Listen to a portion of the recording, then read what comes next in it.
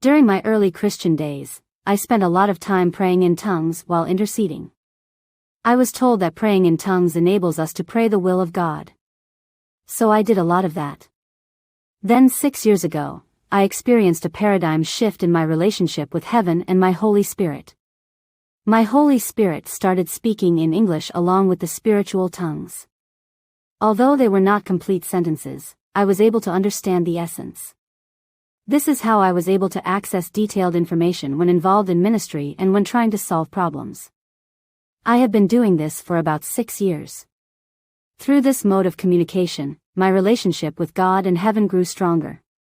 I eventually became a strategic advisor to God and heaven, particularly with deliverance protocols, and contributed on a daily basis. This gift of talking on top can be activated through your spiritual counterparts, i.e. your Holy Spirit or your human spirit. It takes a lot of practice and getting used to. In addition to that, the Holy Spirit does not speak in English 100% of the time. The replies appear to be part spiritual tongues and part English. Then 4 years after activating the gift, the flow of presenting the English language along with the tongue started to become smoother.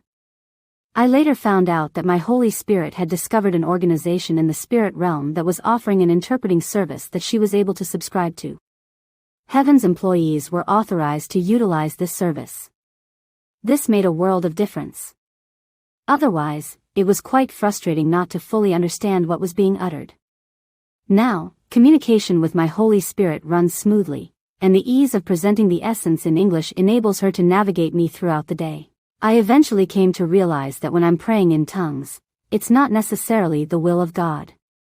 It's just the Holy Spirit presenting ministry or prayer requests in the language of the spirit realm. To be honest, having your Holy Spirit present requests in tongues is not that productive.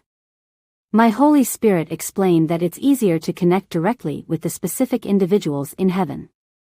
Things get done faster that way. I recommend that you treat your Holy Spirit as an intermediary.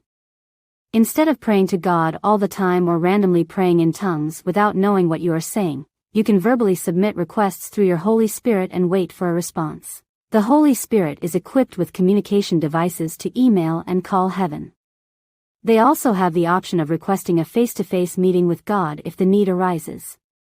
With all these benefits from heaven, you should start getting used to having a Holy Spirit live with you and act on your behalf.